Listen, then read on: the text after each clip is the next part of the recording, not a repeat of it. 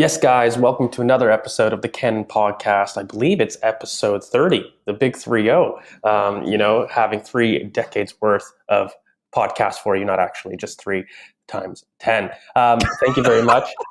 That is my introduction Bring portion. back Mr. Field Tilt. in a new area for us, I'm joined by my very good friend, Mr. Alexander Moneypenny. How are you, sir? I'm very good. We don't have Mr. Field Tilt today. He's off being a superstar YouTuber.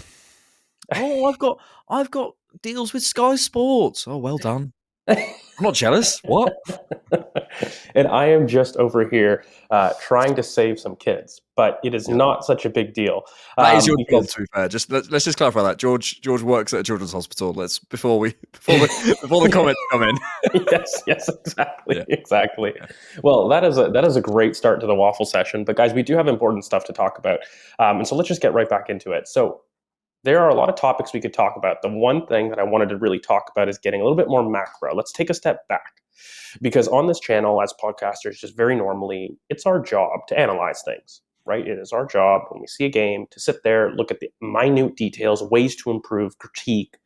This is our job. Okay. But generally, every once in a while, we've got to take a step back and kind of maybe blow up the bigger picture to try to see where is this team generally. And I think that taking a step back is something that this entire discussion around our Arsenal average, have they regressed, needs to happen. Because for as much as we've critiqued ways the team can improve, I have found an insane amount of critique and questioning and almost downgrading of Arsenal season this year. And that's something I'm not allowed to take from rivals. I can critique my club, but you can't. Mate, what do you think generally about start to the season? Keeping in mind that, we were rifling off some stats. We're still unbeaten. We're still top of the group in the Champions League. We have yet to really face a team with our first choice front six. This whole theory that we started the season with, oh my God, Rice, Partey, Odegaard, Jesus, Martinelli, Saka. Guys, they haven't started. So when you're talking about fluidity and you're talking about central access, you're talking about all these problems that this team might have. It's very valid, on the other hand, to admit we haven't had a team to really face those issues quite yet. And so how do you make the start to the season basically for us in general? I think your reaction to something is based on your expectations, right? And I think the best Buddhist monk will tell you, if you have no expectations of anything, you can never go through pain. If you expect that life is just going to be what it is rather than expecting everything to go right, you can reduce a lot of your suffering. And I think that's kind of applicable to Arsenal in the sense that we've grown such expectations of what this team is going to do, what this team is going to be. We're going to come out of the blocks firing. We're going to look exactly as we did last season. Declan Rice is going to take us to a new level. We're going to beat Real Madrid in the Champions League final, run home and win the next 5 Champions Leagues. And listen, I would love that, but that's not reality. It's just not reality. And I think, as you mentioned, when we take a step back, when we just hit pause for a second and stop looking at the micro, and begin to look at the macro, when we get out of how can we access the central areas, and is this player playing well, and is that player going to be fit for the next game, whatever, which are all important things to say and things that we should discuss and we will discuss. But I think sometimes just to take a step out and go, we're unbeaten in the league.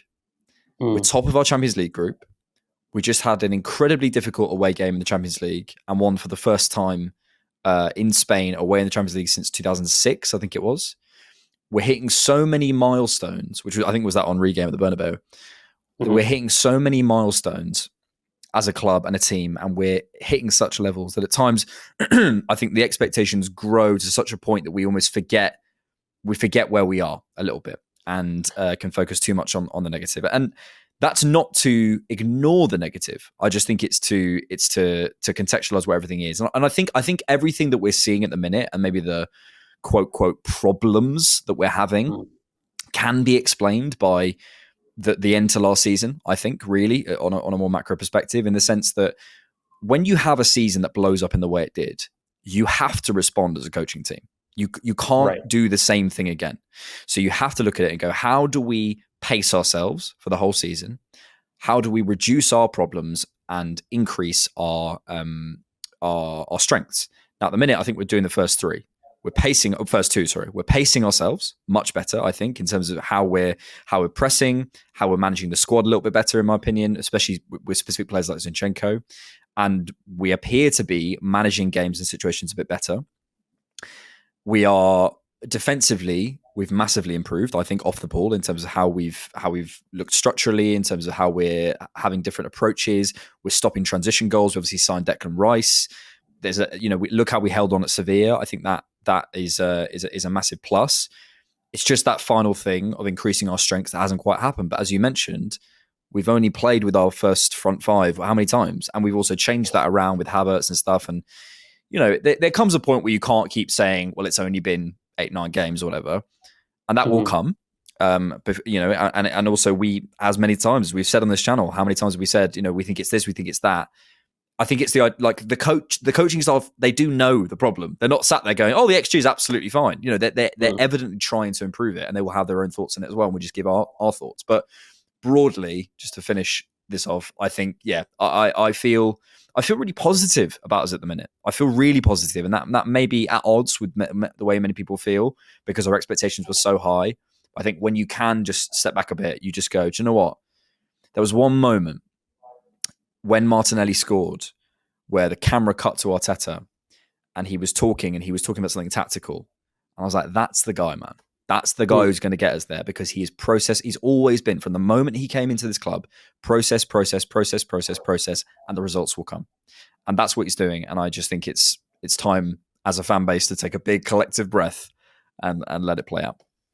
Look, it's frustrating because I think that when it's that classic case of the Twitter comment, which I think has become, let me be clear, a lot of this is social media influenced and also punditry influenced, by the way. Yeah. The likes of Jimmy Carragher and the top pundits describing Arsenal as average is just categorically wrong. So, for example, I'm just going to put up some quick stats for everybody. I, of course, made a post, as I do. I like engagement. I like to be argumentative and divisive. But, I really took umbrage to the way that fans and everybody are saying that Arsenal are average, because from the most part, how is it that when you face 4 of the top 6, which, by the way, is the most of the top 6 games, okay, between Chelsea, United, Tottenham, City even, Arsenal have faced the most top 6 teams? 4. We've garnered 8 out of 12, which I don't think is average. If anything, of those being Man City, we face Chelsea, we face United, we face Tottenham. Okay, even if you assume that we've beaten the other 3 and we lose to City, you're 1 point off being what you would hope to be in that run. That's not average. That's fine. Getting even more so, let's look at the nitty gritty in terms of everybody's fixtures from last season and these opening 9 games. So the exact corresponding fixtures to last season and how our team's doing. Only Tottenham are 11 points greater, which is impressive for them. You can put that to a side. But credit to them.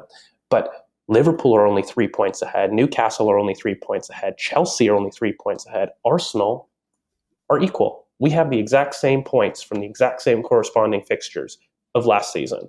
In fact, Manchester United have 4 less points and Man City have 6 less points. If anything, I don't see where the narrative is coming that City have regressed in the same fixtures, having lost 6 more points than last year.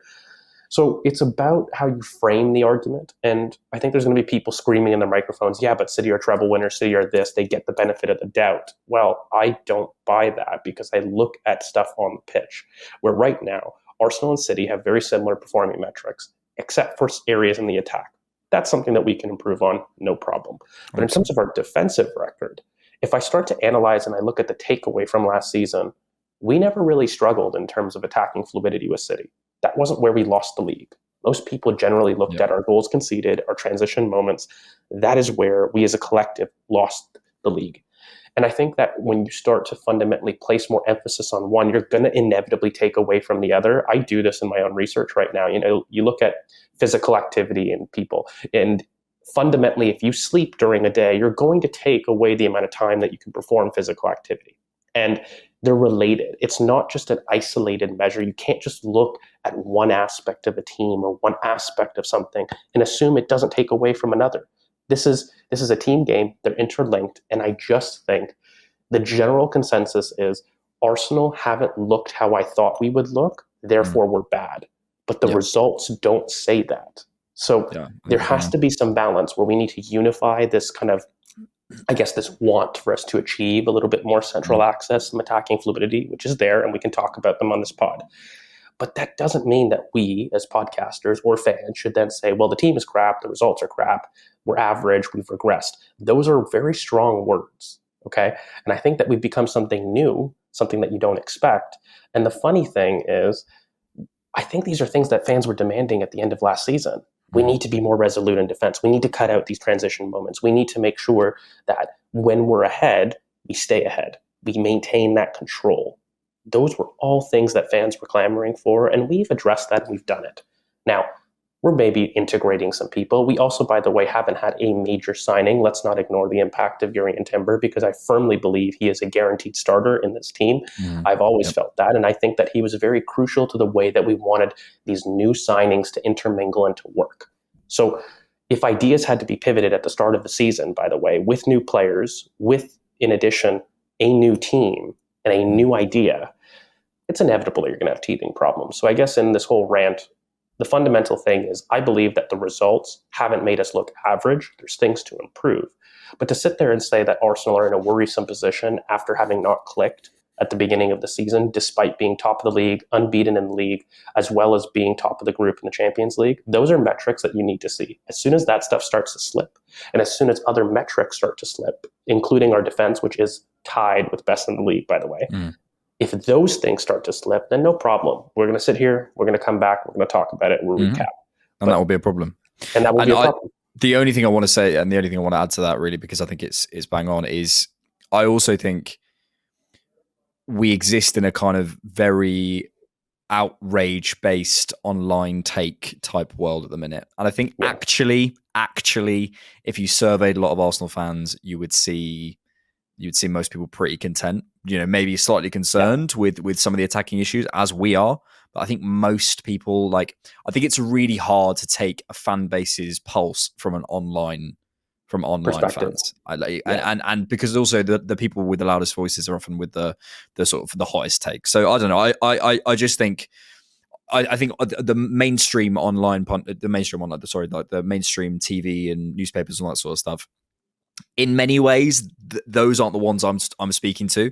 I'm kind of speaking to those fans who maybe are a bit more online and are kind of panicking. But yeah, I think realistically, if Jamie Carragher wants to underrate us, I don't mind.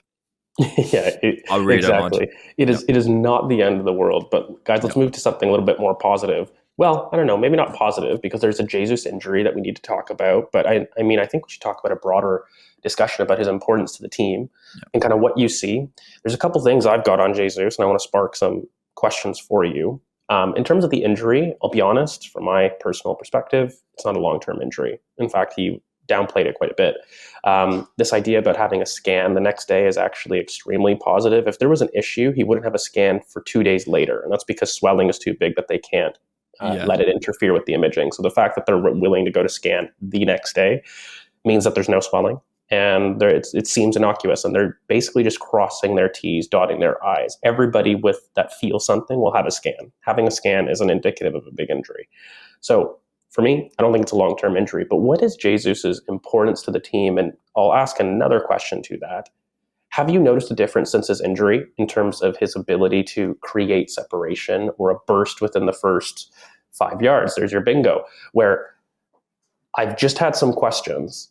I see him very sharp in his turns. I see him very sharp in his actions. That's not what I'm getting at, because you even saw it in Sevilla. There's moments where he turns people and releases a pass brilliantly. But in terms of that running power to do that mazy run like he does against Leicester last year, like he did against Sevilla last year, that is still something that I'm yet to really see from him post-injury. Now, it's still early. There's still some times. But I'm just noticing I'm not seeing that same trust in his ability to create that kind of that momentum where he does take on more than 3 or 4 players.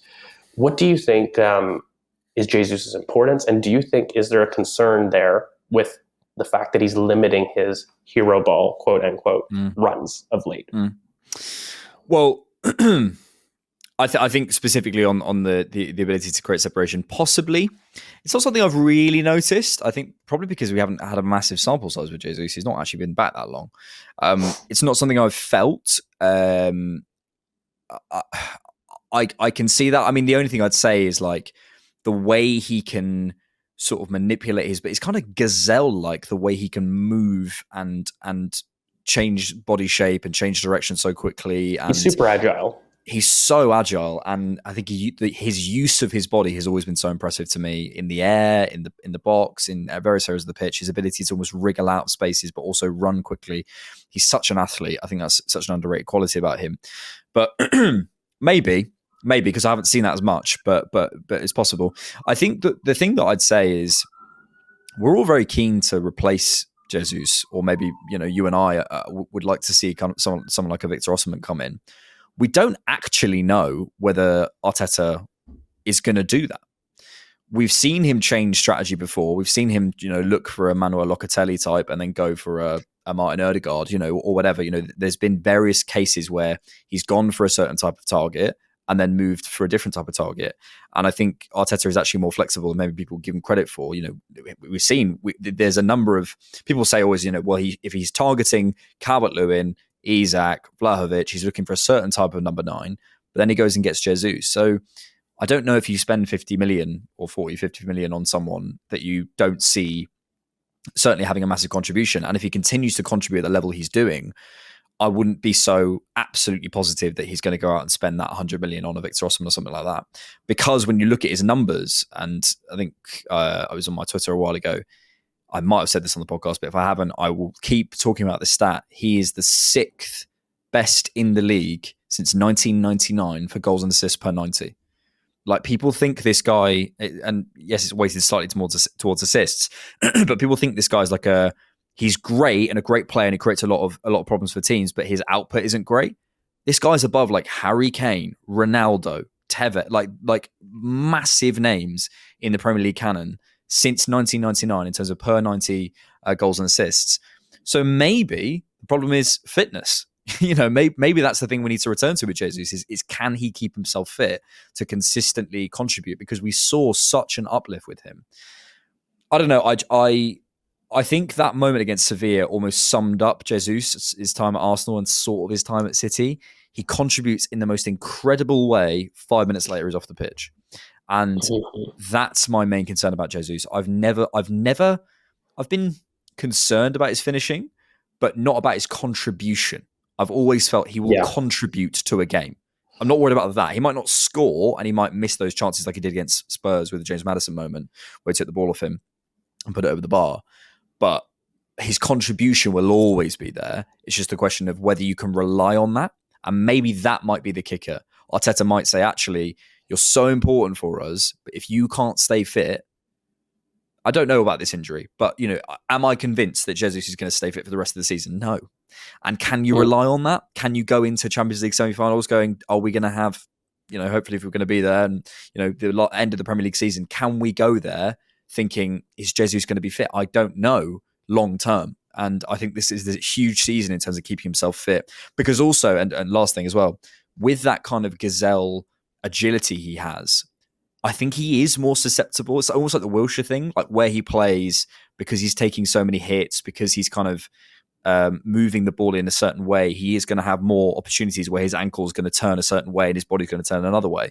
And I think Jesus, with his knees, with his hips, with his thighs, his hamstrings, all those things, I do wonder, and I hope he can keep himself fit.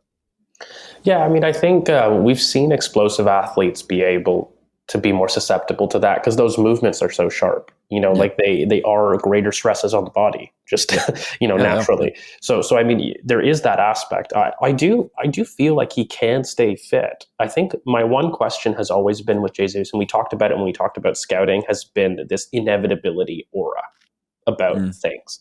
Yeah. And he's always been this facilitator to good play for me, but he's never been the guy to be the superhero cape that's responsible for it. He's always been somebody that's worked excellently and contributes brilliantly to aspects of the game. When you talk about it, he's a coach's dream, right? Like in terms of him off the ball, in terms of him adding himself as a +1 in midfield out wide.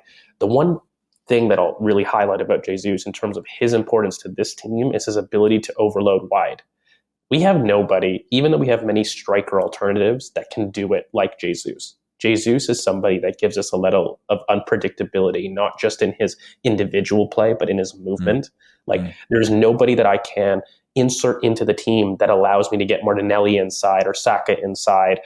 He doesn't have an angle bias, left or right. Look, he might prefer certain areas, or he might be asked to go to certain areas, but from himself, who can be a touchline right winger and produce at the level Jesus can, as well as be a facilitative 9 in the manner of a Firmino, but as well be a left wing that's kind of like Saka, that can receive ball to feet and then attack. Like, who carries that versatility? Trossard doesn't even do that. Trossard maybe has another versatility deeper, but I mean, I'm struggling to see a more uniform attacker. Maybe it's just Saka that I see as somebody that could maybe do those things. Yeah. And even he doesn't do it to the level of a Jesus does. Like, it's in a different way. And so he'll always be so important to this team. The one question that I always have with Jesus is that inevitability factor, because that's something that this team lacks in general. Now, but this is the, and sorry to cut you off, but this is the thing, and this is why I believe, and I know you believe, we want that inevitability. I suppose my question is more like whether Arteta thinks, if I can keep this facilitation fit, can I turn my wingers into those inevitability guys without having to spend 100 million? Thanks for checking out the Cannon Podcast. To hear the full episode, sign up as a YouTube member on this channel or go to patreon.com/thecannonpod.